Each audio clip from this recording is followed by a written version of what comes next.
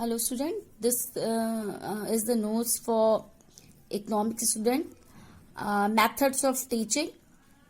किसी भी टीचर की सक्सेस के लिए आवश्यक है कि उसे अपने विषय के ज्ञान के साथ साथ बच्चों को किस तरह पढ़ाया जाए उसके बारे में पूरी जानकारी होनी चाहिए.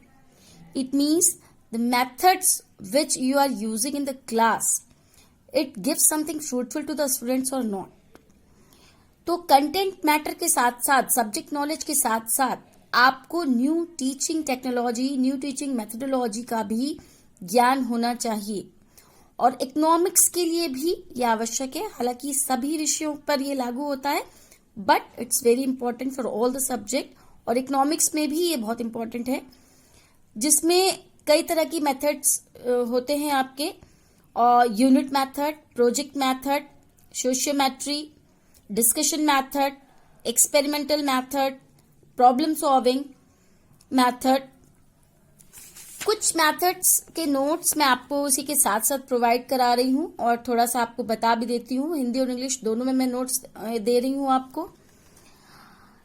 टीम टीचिंग, जिसमें कि ग्रुप में कुछ ग्रुप बनाए जाते हैं, जिसमें कुछ छात्र एक एक ग्रुप को दे दिए जाते हैं और उसमें पढ़ाने पर जो भी मैटर दिया जाता है, जो भी कंटेंट, उस एक प्रॉपर कंटेंट दिया जाता है, प्रॉपर टॉपिक दिया जाता है और उसमें एक साथ मिलकर किसी एक पार्ट का शिक्षण किया जाता है और उसमें किसी भी एक इम्पोर्टेंट यूनिट तक सीमित रहते हैं, वो इधर उधर नहीं जाते हैं.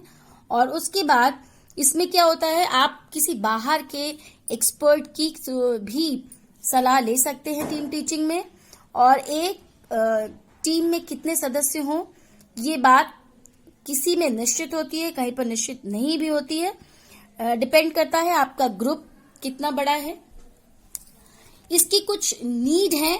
क्या नीड है टीम टीचिंग की?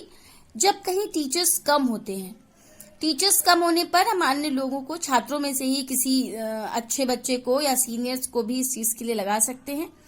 और ये नॉलेज में भी वृद्धि करता है. न्यू टीचिंग टेक्निक्स का विकास भी होता है, इसमें डेवलपमेंट भी होता है.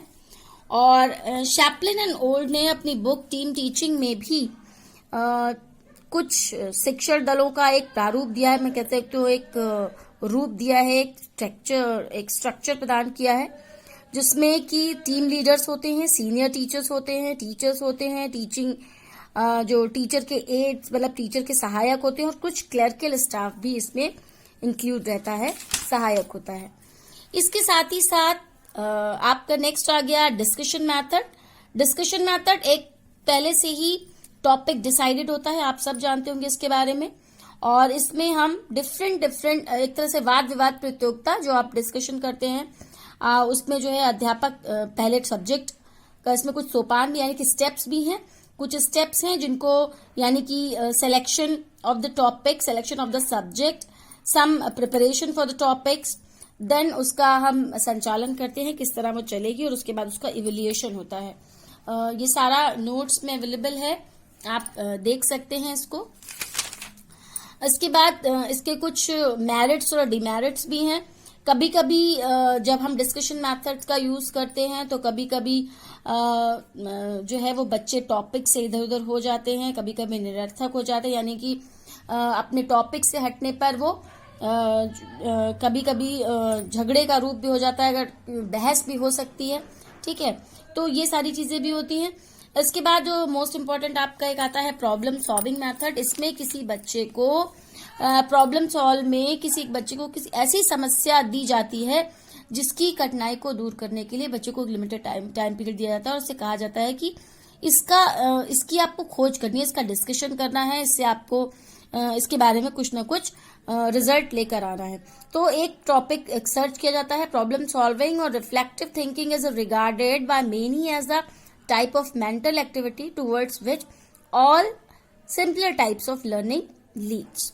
इसमें सबसे पहले इसके कुछ स्टेप्स हैं, कुछ सोपान हैं इस पद्धति के, जिसमें सबसे पहले selection of the problem, then discussion, आप इलेबोरेशन ऑफ द प्रॉब्लम कह सकते हैं. उसके बाद उसका डाटा कलेक्शन होता है, फिर इवैल्यूएशन है, फिर कुछ संभावित समाधान है, क्या क्या हो सकता है, उसका अनुमानित समाधान, और उसके बाद निष्कर्षों की जांच। आपको जो है वो रिजल्ट जो आया है उसको इवेल्युएट करने के लिए कहा जाता है।